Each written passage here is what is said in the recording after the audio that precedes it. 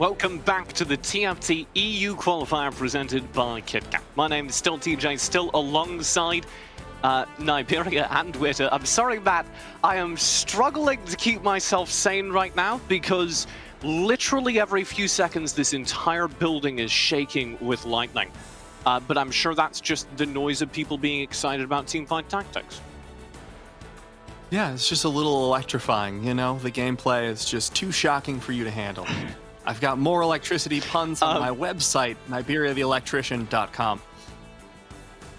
All right, well, I'm going to navigate over to www.NiberiaTheElectrician.com. Witter, you're going to have to read from it, though. What was the most electrifying thing about that game one? What are you looking for headed into this game two?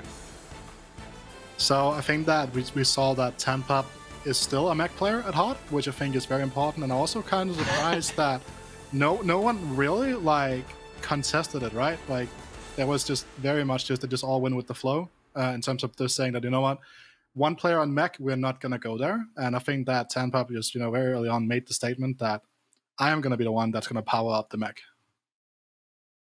And it almost didn't work for him. He spent the entire early game just re-rolling and really kind of hoping that he was dropping really low on the standings. And then he hits that Fizz Annie very late into the game and manages to scrape out not just staying alive to top 4, but winning the entire thing.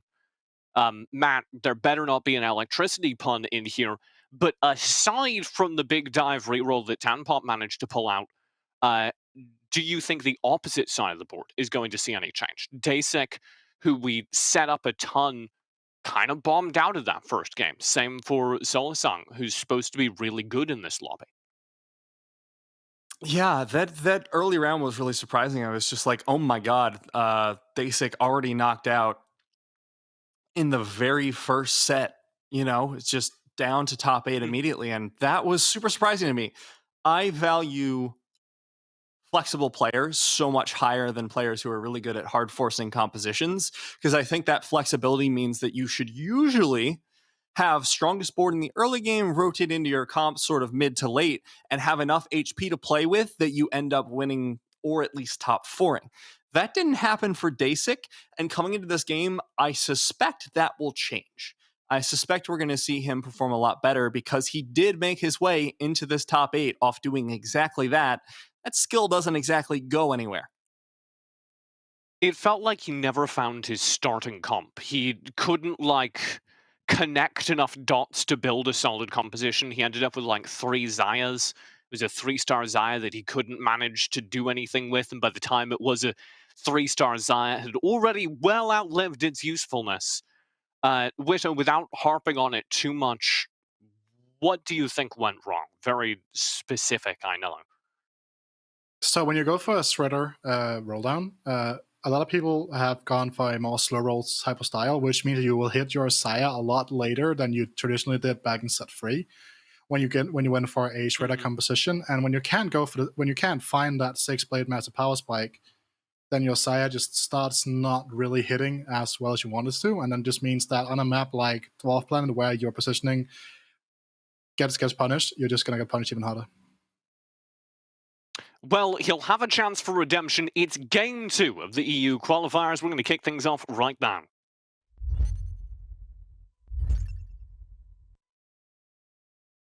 So, Matt, all right, what is your favorite where do you rate Little Legend? Little Legends? Because I think my tier 1 is Miss Berry Hushtail, 100%. But I don't know where I rank the other ones. What are you feeling? So my favorite personally is I acquired the new 3-star Feather Knight, so one of the Arcanas, like the Ninja Feather Knight, and it's lovely. I love that so much. I think that the squids are also really nice. So my power ranking is Feather Knight into Squid into Moldiver. Yeah, Squink Control 2 spam is definitely at least A tier. It's one of my favorites. So something that I noted about it was actually so fun on Go ahead. Yeah, sorry. So something that I noted about watching Double really quickly is that he goes for a glove start pretty much exclusively, but he then runs that glove start into something that doesn't necessarily always traditionally wants to start glove. which is pretty interesting. Just a little bit of a side note, as we see Sandpop going for that vest start, which is most likely going to be another mech start. Yeah, I mean, if it ain't broke, don't fix it. He had a fantastic game number one. He started off with some components, and it just ended up transitioning into, well, I'm just going to slam these on something. Oh, okay, now I can make the Hand of Justice. I guess Darius will be my carry for now.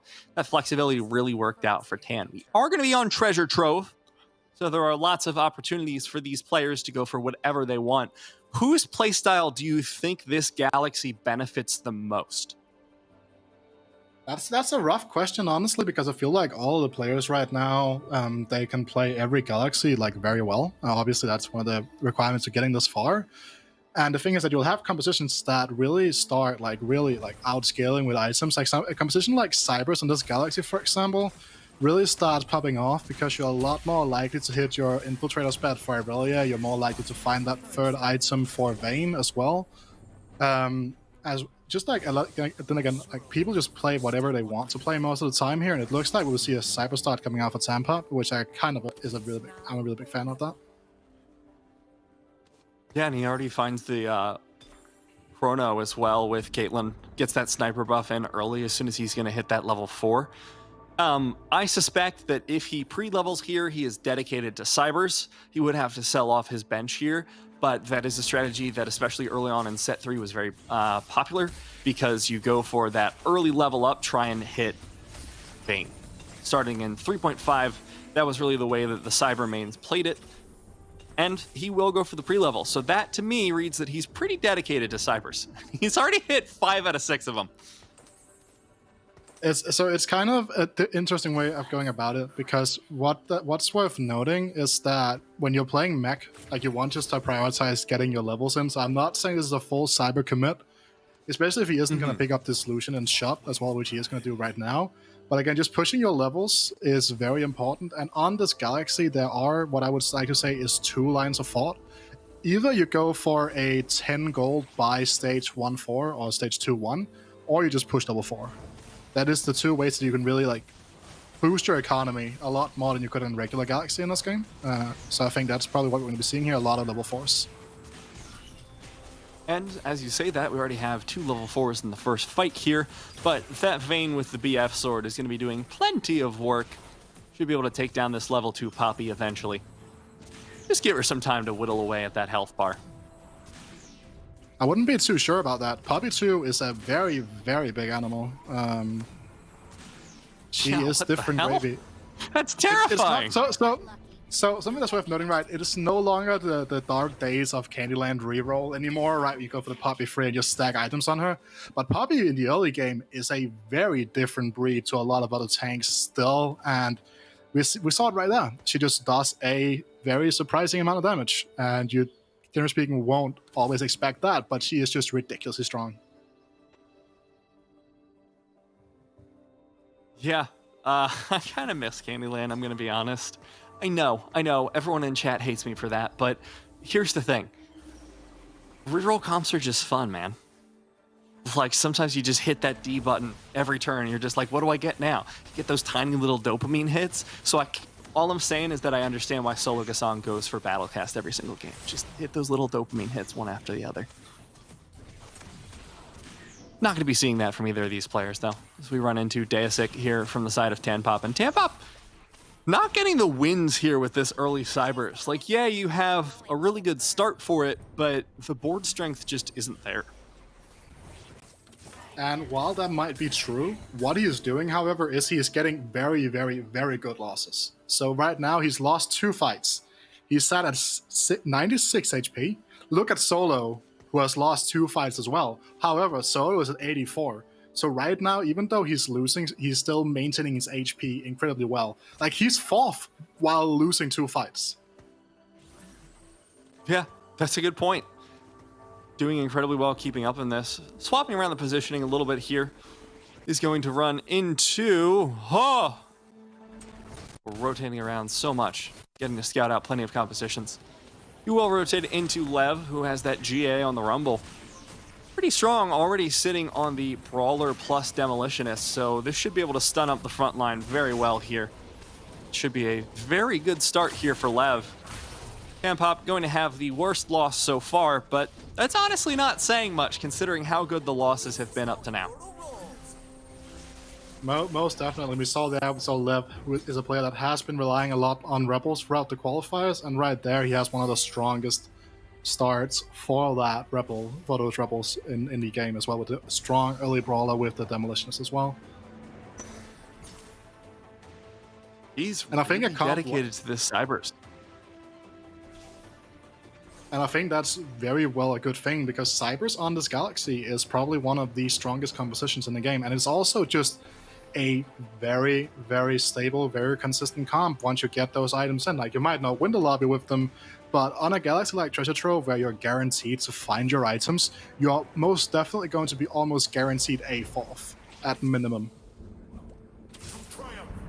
And TanPop does get to play the slow game here in this tournament. He did get the first place already, so that's 10 points right off the bat. That is such a huge lead. So if you just play second here, for example, you're already at that break point. You're already at the 18 points where you can just run through. Your next win wins you the entire tournament.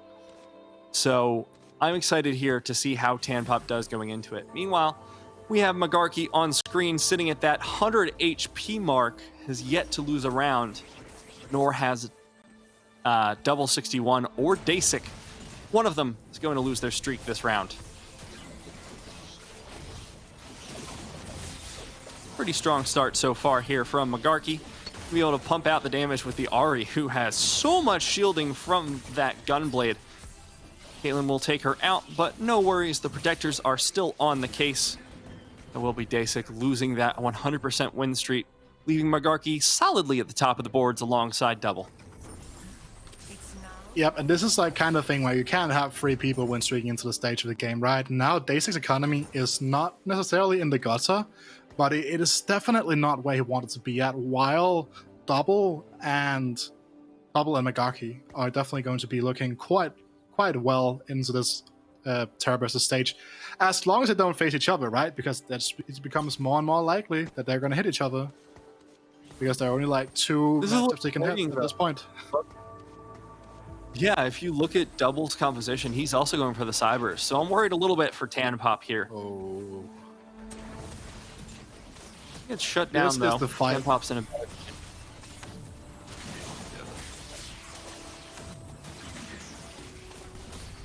Maybe this is find such a little bit more here off the back line. Pushing in towards that fight.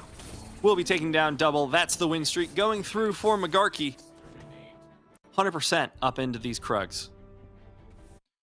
Yep, and that fight was never really a contest just because of the power of that Javan 2 with the early Warmocks, etc. Like, there was Magarki's comp right now is looking in a prime position to be going for either a Peeper comp or a Darkstar comp, which are the comps that he really tends to lean on to in throughout this entire tournament, and I've had seen immense success playing those comps. So being able to go for those transitions with 100 HP so far is super important, because both Darkstar as well as Peeper are compositions that really will rely on you having a lot of HP to work with, because you're going to be going for multiple transitions that can end up becoming quite delicate and really hard, and sometimes you'll end up with weaker boards because you didn't get a swap out in time.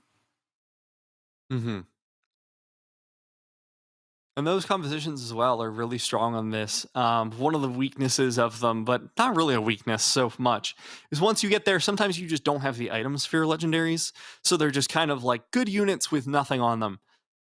So on Treasure Trove, you're able to find those core items. So like for your Aurelion Soul, you'll have the Morellonomicon. For the Urgot, you could get the blue buff, the GA, similar items like that. And you can power up that composition even further. Shojin on the Janna, etc., etc. So it'll be interesting watching how Magarki translates this into the late game. Meanwhile, though, Lev still sticking on that Demolitionist composition with that very, very stacked Rumble.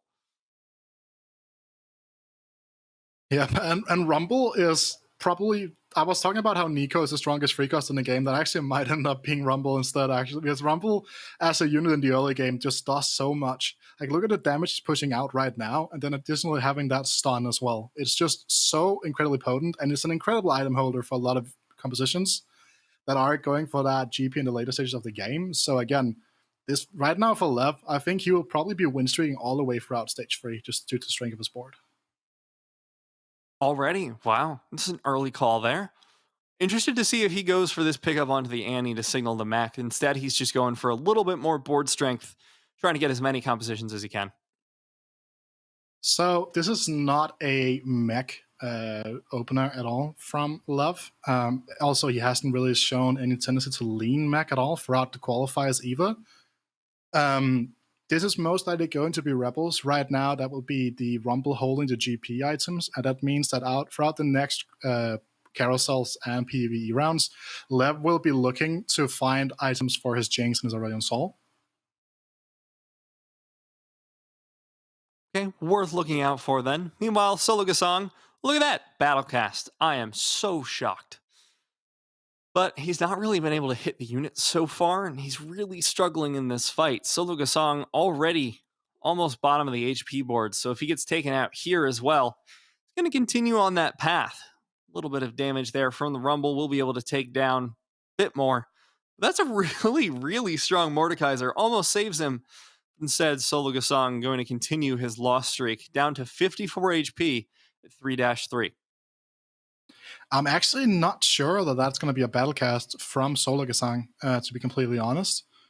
I think that what he's looking for is actually going to be a Vanguard Mystic comp, which I find quite interesting given the galaxy that we are in right now, because Vanguard Mystic is a composition that doesn't have the highest of ceilings in terms of damage power, right? Because you have your Cassiopeia, and that just tends to be the one that you itemize, but you have a lot of tanks, and tanks don't do a lot of damage in that regard, right? So it's kind of hard to really fully get going from that comp in this galaxy because a lot of other people will be spiking incredibly hard. But it's still pretty decent for him. If you can find those, like he was looking at having 2 tiers, so when you have the blue buff for the Cassio, it's going to be really fine. Yeah, I mean, that's the carry for the Vanguard Mystics, you know. She is a very powerful unit once she gets going. Now, finally, the only win streaker left, Lev D. Trotsky, as we saw. As you were saying, this does look like it's going to be pivoting into the Rebels in the later stages of the game. One thing I would normally worry about is that he wouldn't be able to get the items he wants off this carousel, but since it is Treasure Trove, you can just get those off the PvE rounds. Very easy to win streak and still get the items you want. Very much so, and it also is one of those galaxies where you can take more risks with your itemization than a lot of other galaxies, right? Because you'll probably see people slam a lot of subpar items on other galaxies, just because that they know that they aren't going to get better components, right? Or they're unlikely to. But on this galaxy, you are almost guaranteed to have close to perfect items a lot of the time. Speaking of close to perfect items, Voltairix already has the GA and the tier on that Syndra. Unfortunately, his health bar really is not reflecting the success of his composition, sitting at 60 HP. Has not really found the units that he's looking for at this point. Only has the 3-star Guardian 2 Sork on top of his Vanguard, so he's lacking in damage, just has that Syndra really to pump it out for him. So something he's not lacking in, however, is something that very well could end up being mech items. And again, stage 4-1 is where we're going to be seeing if Voltairix is going to be rolling down for that mech, right? Looking at Trap Claw, looking at QSS already, looking at that Ionic Spark as well, which we mean that we're going to be leaning into something called, like we've often referred to as the Dodge mech straight up. As you said, has the items for that, working towards it, but he's running into Lev. Not going to do well for his health bar at this point. Syndra not going to be able to take out all these ultimates. The stun from the Demolitionist will be enough to pop that GA, and from here on out, should be the cleanup from Lev. Voltairix down to 57 HP. Second to last round before the last PvE round. Then you have those roll downs at 4-1. So we're going. Daisek here is going for. There's going to be Dark Stars just straight up, right? Looking at that, he's going to be itemizing his Shaco for the most part. Has what could be considered the 2 best items on Shaco in the GA and the Rapid Fire Cannon. Rapid Fire Cannon as an item, however, is an item that we've seen a lot of people really debate about because a lot of people argue for the fact that it makes Shaco more random in how he moves and how he acts. So interesting to see how he's going to handle this. We have seen a lot of 4 Darkstar coming out here from Dasik, or rather, we've seen exactly 1 4 Darkstar coming out of Dasik, but it did find plenty of success for him. Running into Sweller Tiger, who has those items for the Janna Zareth composition, using Ashe as the item holder most likely. And she's doing more than just holding those things. She is destroying with them, taking down Dasik and having plenty of HP remaining.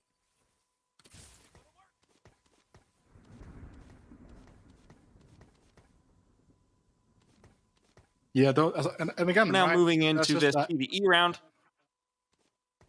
What are you looking for from all of these players? The ones we've seen so far, like Lev, what are you looking for from Dasik? How do they pivot out from here? And how do you suspect they're going to be successful? So for Dasik right now, which is what we have on screen, it's really going to depend on what items he finds right now, because if he finds itemization for that gen as well, as we do see Crit Glove, Swords coming out. And again, he could go for a different route here and itemize the Bloodthirster onto the Shaco instead of starting to itemize the Yi. But we do see the 4-1 roll down here, so it doesn't see where this goes. Dasik and Voltairix rolling down as well. Wow, what a roll on those Thieves' Gloves for Lev.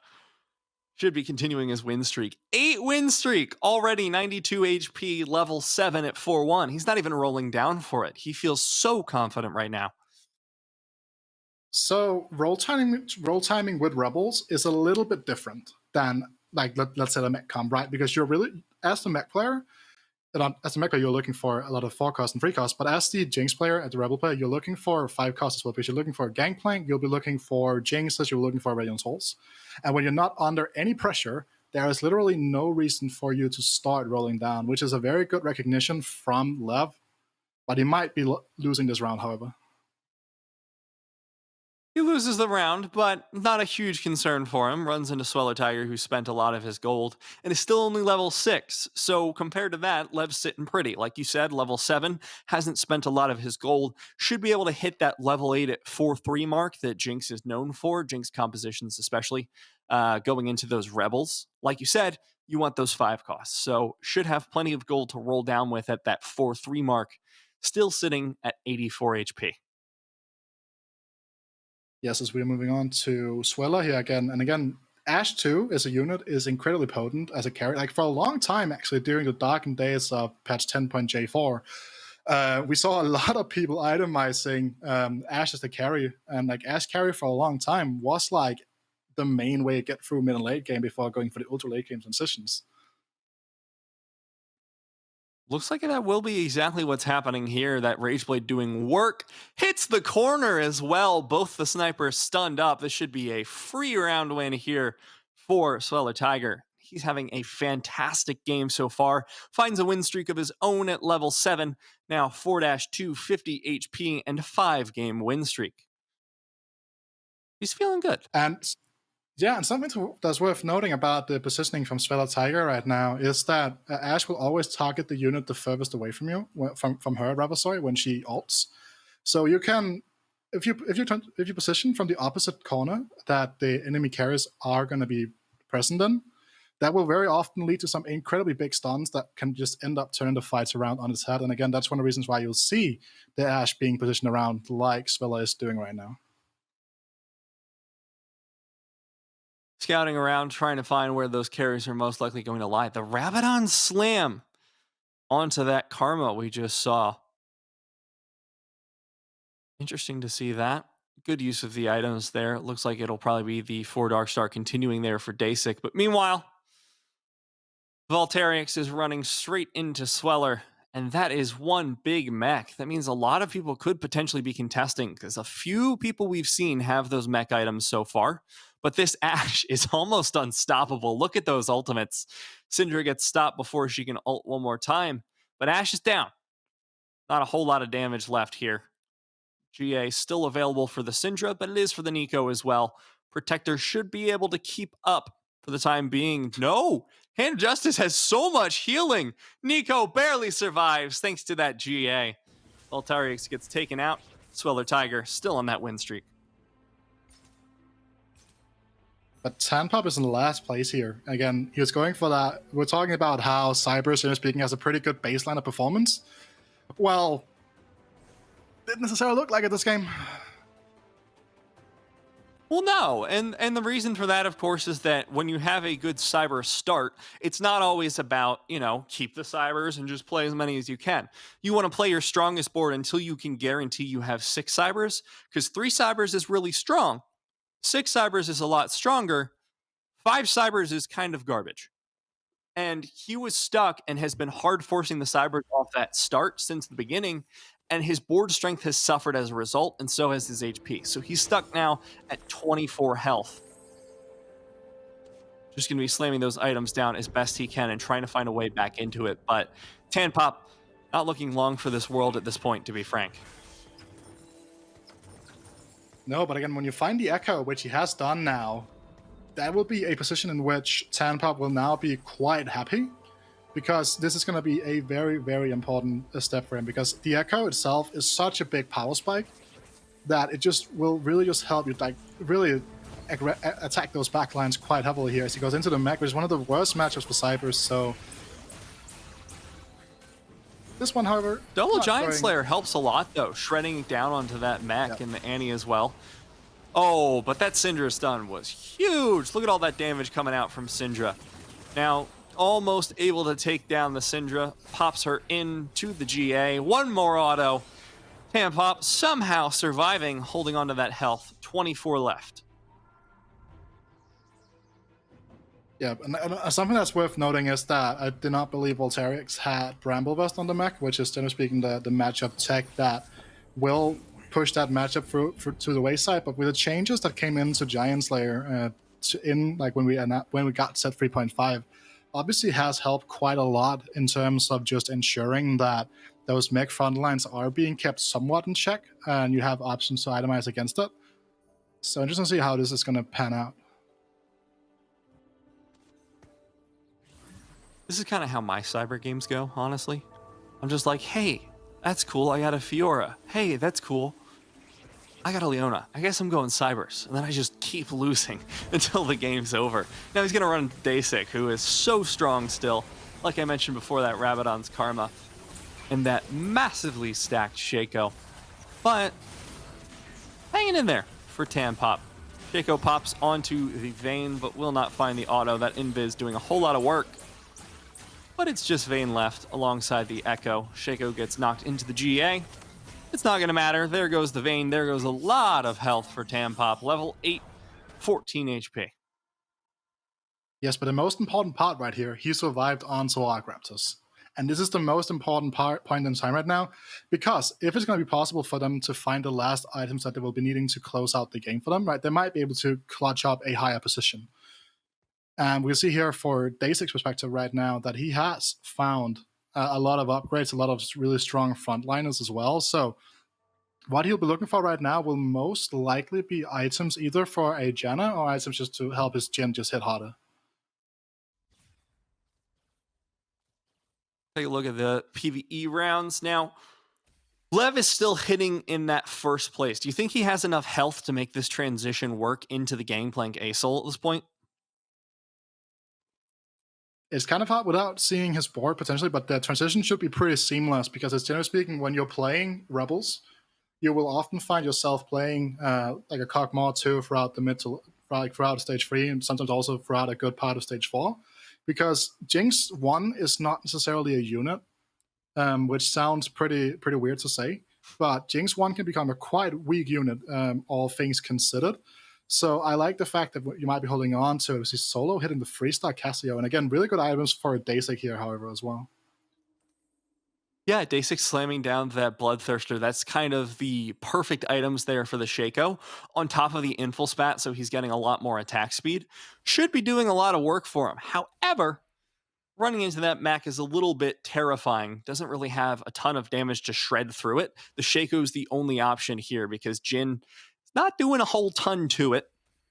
But Shaco and Jhin together will be enough to take down Volterix, and Dasik in a lot better position this game than last. He had a better opener, and he's working his way towards having a better closing set of the game as well. Yes, and TanPop, despite finding the Infiltrator spat, actually lost the previous round, and it's one of those things where it becomes really hard because cybernetics as a composition is pretty high roll in terms of having to get to like that consistent point in a lot of times, and sometimes you will go first to 8 with it, and sometimes you will just be a lot more consistent. But again, issue here is that there is no real offensive items for Aurelia to carry him throughout the mid game. It might, however, be an option if I'm right now to really start hitting and start going in, but without that IE, that Aurelia is not really going to provide what it could do as a secondary carry. No, she's not really doing a whole lot at all, and the ultimate from the Ashe is just stunning up the Janna on top of it.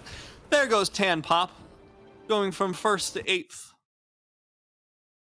Very rough second game for him. However, the rest of the lobby still hanging in there. Solo Gasang as well has hit that 3 Cassiopeia, going for the first time since the semifinals for not a pure Battlecast composition. And this is one of the comps that actually you can lean into quite easily, because if you go for a belt start, you can then start working on that Morellonomicon instead, right? You'll have tier for blue buff instead of going for the static shiv. There is a lot of overlap between how the two compositions itemize, which is very nice to have that backup plan within your arsenal. Issue is that right now for Solar, he needs to get level 9 to really take this composition to the next level. Yeah, he wants to be looking for that thresh once he hits the level 9, but the problem is he's running into this Shaco. Again, that does so much damage. The Ghost is enough to take down the Cassiopeia. That's his only damage carry in this composition. So unless the Vanguards can just tank it out, it's going to be a very short round for him, and Solo Gasang may even get knocked out. Needs to take down a few more units to ensure his health. And so far, so good. So obviously, with the way these items have lined up, he's ended up with having quite magnificent tank items, which means that a lot of time, if you get a lot of excess damage items, you'll be seeing people itemize a Jace carry, a secondary carry in this comp. But due to the nature of how Solo's items are lined up right now, you see him itemizing that Mordekaiser, and with the Darkstar buff coming through due to the addition of the Karma in the comp, we'll be getting a lot of extra spell power and attack damage throughout the round, and we'll just start becoming an incredibly strong tank as the rounds just go further and further on. Yeah, I've always been a fan of itemizing the Mordekaiser. A lot of people prefer itemizing things like the Jace because of the damage, but if you can keep that Mordekaiser up for long enough, maybe even go for a Mordekaiser 3, he has a surprising amount of damage and allows you to have a secondary damage carry that can still take hits for you. Highly doubtful he's going for the 3-star this game, though.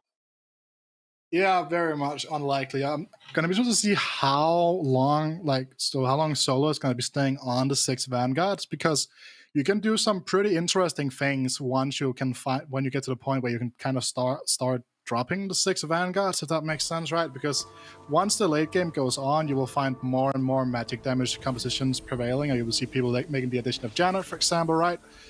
But again, we'll see where this ends up going. We see a pretty good people start here from Magagi, actually, but he needs to stay alive. Plenty of damage on the Victor, so shouldn't be too big of a problem. But just look at that Ashe in the backline there for Sweller. So many ultimates flying left and right. This Rakan was trying to threaten onto her, but she's going to be doing too much damage to be taken down just yet. There goes the GA from the Syndra, and there goes Magarki, knocked out by Sweller Tiger. Going to be placing 7th for this second lobby.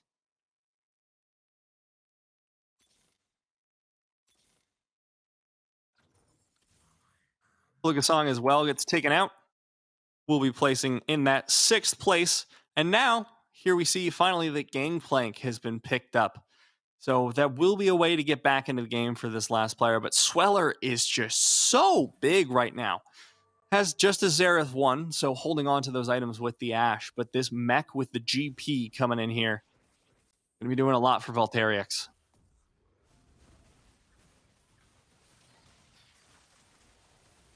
Mech's really tanky, but not doing a whole lot of damage. I'm going to be honest, that Victor is struggling.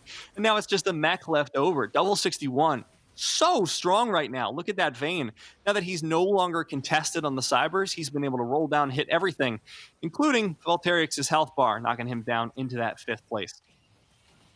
Yeah, but again, now we finally saw like what cybernetics are able to do on this galaxy, right? And just in terms of their absolute high level, high roll level. And an always interesting thing about this galaxy is that the canes will always provide you with free items once you get to the stage 5 cane, which I find to be really interesting because it really just provides you with a lot more itemization options. And obviously, we'll see that's a pretty big difference in the quality of items provided around the block here, where I would say that basic probably getting shafted a little bit item quality wise. Yeah, it's going to take some very creative usage of those items to get the same power level that everyone else is going to find from theirs, but not impossible. Trap Claw will do a lot there for something like your Jin. On top of that, you can go for the Chalice onto your Karma. So there are ways to make this work. Just will require a lot more creativity than something like the Deathblade Hurricane that was provided to another player. Yeah, and I think that was probably the cane that Daisy would have wanted to see, to be completely honest, right? And because he's even like debating whether or not he wants to like swap out the Janna, honestly, right? And I can kind of understand him, right? Because his itemization isn't really where it wants to be in terms of having any items for Jin right now. The GA being the only offensive item for him is pretty rough. And again, just look at that. Just look at that Aurelia. Yeah, she's just popping off. This is in stark contrast to Tanpop Cyberplay, because we see so many items. You have carry items on the Aurelia on top of the Infiltrator Spad, and just does so much damage on top of it. But this really comes down to the Shaco versus the Aurelia. Shaco wins out, and Dasic, level 9, going to be able to secure a 4-game win streak.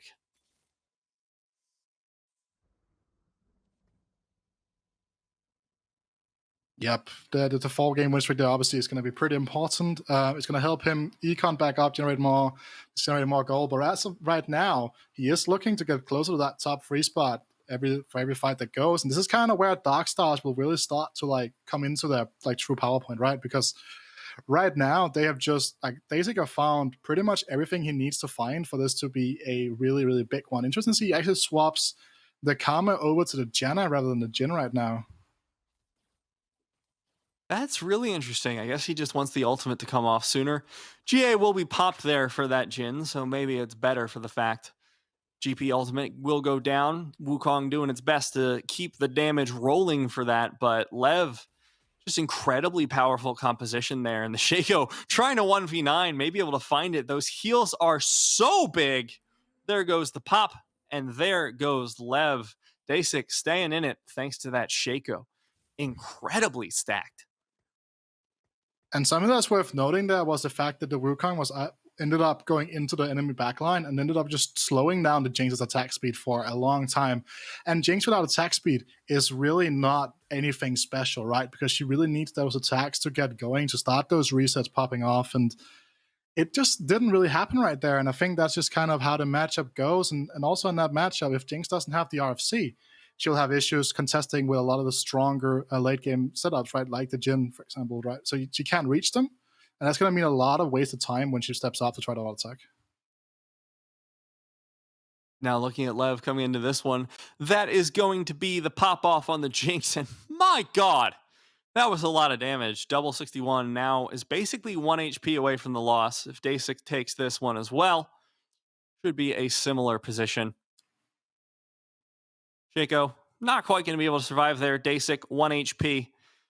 It looks like, for now at least, Lev is the leader of the lobby. He definitely is, and he got the late game Rebels, and Rebels on this Galaxy itself, again, right? It just pops through the roof because you won't have issues finding your items for your Radiant Soul, your Gangplank, and your Jinx. As you can see right now, he has everything itemized. He even has 3 items on the 5th secondary carry. That is just like how absolutely insane. Like Rebels, like they gain so much from this. They also have the Rebel spat just thrown in there as well. The only thing that is a little bit of an issue being represented right now is that he has no red buff. But given the current compositions that are left, it's not really that big of a deal. It will, however, mean that he will have a lot of hard of a time against Dasic, just simply due to the fact that the Shaco healing will not be like halted in any way. Yeah, that said, though, at this point in the game, it does sort of feel like it's a moot point because the Shaco is the only one that's surviving to the point where he matters. And even through all that healing, it's like if you're 1v7, there's only so much I you can love do. this. So let's see how well the Shaco's going to find it. I love this, by the way. The Infiltrator spat being transferred over to a Wukong 2 here. Obviously, the Aurelion Sol ended up just being a diversion for long enough to really ensure that was enough time for Jinx to start at least applying some sort of damage here. But I just love the utilization of a little bit of an interesting item there coming out of Dasek. It seems like it worked out for him. I mean, that saved him. He was 1 HP away from the loss, and now that Wukong is a terrible, terrible, terrifying prospect because now you have to make sure that you're positioning around him so he doesn't mess up your backline entirely. Like you said, very, very And that's a lot. So obviously something that Jinx also will struggle with a lot of the time is going to be those infiltrators going directly onto her. And with infiltrator spats for both players, both double as well as Dasek here, it's going to be quite hard for Lev to really position around that. Maybe able to find it though. Dasek, in the meantime, has that Shaco still popping off. That Urgot's terrifying though. Able to take down the Karma for the time being. Or Shaco. That's where you want to be watching in the middle of the fight. The Jhin doing quite a bit of damage as well. That's going to be the Paragon Jhin on top of it. So the 3-star Guardian making him do true damage. Not going to be enough though. Dasek gets taken out. And now only 2 members remaining in the lobby. Double 61 with the Cybers. And Lev sitting on this Rebel GP. Yes, and we'll see something here that's going to be pretty interesting. Lev is considering right now whether or not it's worth it to play the second GP with the GA being shown here instead of playing the Blitzcrank. And for a lot of people, the Ezreal and Blitzcrank are considered core units just because they provide the chrono and can be very easily flexed in because they provide very good synergies alongside that with the Blaster and the Brawler. But I think that playing second GP with the GA is going to accomplish sort of the same thing that playing Blitzcrank will. Because the reason why you play GP is not just because of the fact that demo is incredibly nice. It's also down to the fact that it's a massive AoE that will help you reset, will help your Jinx reset. And I love this, by the way, from Trot as well. Swapping over here, seeing the second Jinx coming in shop, just saying goodbye to that Fizz, and just transferring these items over to the Jinx. And these items are like pretty close to being perfect Jinx items. So I really like this as well. Yeah, it's something you see a lot from the Rebel one tricks back in the day. So this is basically the strongest Lev's board can get. We have to see if it's going to be enough. Aurelia into the backlines. Should find a little bit of damage there, but that Jinx uncontested in the back with the Deathblade and the Runons. There goes the pop. Not going to be enough. Aurelia pops off. And there goes Lev, double 61, ensuring the first place finish in this lobby.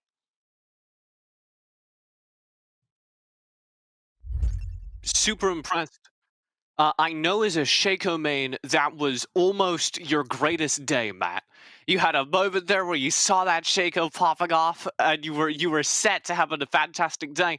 But the assassin who saves the day turns out to be the Aurelia. Talk me through that, Witter. Is that the biggest Aurelia you've seen in competitive play? No. Back in the olden days of when we could stack when we could stack IEs back in the day, we saw some really big Aurelias, like triple IE Aurelias, for example. But I think that the real key here is actually not the Aurelia, however, the Echo too. Because what Echo does is the fact that it goes in and just slows down the attack speed of both Jinxes in this case, and just really hampering the ability for Lev's components to Lev's bot to just get off there. And it was very assassin heavy game overall. We saw multiple different boards where there was a Jhin, there was a Jinx in the backlines that should have been like game winning, but they kept getting absolutely destroyed either by CC or these deep dives. I want to hit on the opposite end of the board again though. Tanpop drops down to 8th place after a first place win. Let's take a look at what that does to the standings. As we do, Matt, anything else step up to you? It's going to be double 61, baby. Goes for the second place in the first round, first place in the second. Already has that blue little chip designating that one more first place means double 61 wins the tournament. qualifies, making his way into Worlds. That's what I'm looking for. I want to see if Double goes for different compositions or just stays with the same flexibility he's been using thus far, because just playing his regular style, second place finish into a first, it's damn impressive. It could be a really quick broadcast day, Witter. We could be done in one more game if he's able to pull out the first place win. Do you think Double 61 can do it? I mean, there's always a chance, right? However, I do believe that a lot of the other players now, they will know that Double is not allowed to place first, because that will hurt their chances of going to the Galaxies finals. So interested to see if we're going to be seeing people like trying to contest Double a little bit more aggressively here to ensure that he doesn't get first. I wanted to hit on that because he was actually contested that last game. We had the Cyborg coming out early and Tanpop trying to do the same thing. Double managed to get the big Cyborgs first, and Tanpop ended up in a very weird position, lost out in 8th place. Do you think that's going to be an intentional strategy from not just Tanpop, but other players in the future to try and hard contest our top 2? I think we'll definitely see that a little bit. A lot of the problems we see going into it's actually really funny when you watch the tournaments from the player POV. They're like, "Oh man, this guy's target griefing me," and that's hilarious. But it's also a completely legitimate strategy in a tournament setting, because your goal is to guarantee you yourself get the most points without the other person essentially winning it and messing you out of this. In this last game, we saw Tanpop and Double 61 contesting the same composition, but that was less intentional and more that Tanpop just got a really good opener. I think now we're going to be seeing a lot of players holding things from Double. We're going to see a lot of players trying to flex into units that Double's looking for, just get those little competitive edges to give them the chance to build up more points so that if Double does end up eventually winning, they're going to be on their way to Worlds with him. I think that's a good way to look at it. Probably not intentional full matching comps, but I would like to see it. We have an exciting day of games, or maybe just one more ahead of us. Don't go far. The TFT EU Galaxies qualifier has the potential to conclude right after this 5-minute break.